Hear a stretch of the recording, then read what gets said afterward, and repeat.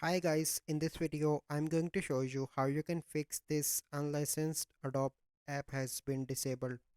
So first step, you simply need to search for Windows Defender Firewall.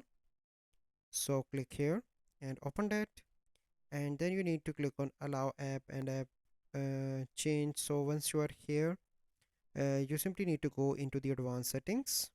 So once you are here you can see inbound role. So click here, click on new role.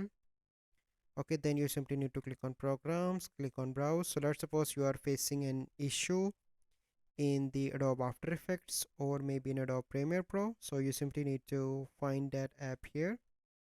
So let me search Adobe. Let's suppose this one.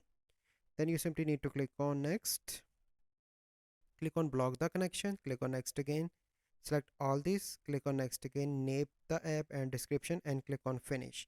And once you done that, you simply need to come here again, and same you need to follow the process for the outbound and select the program from here.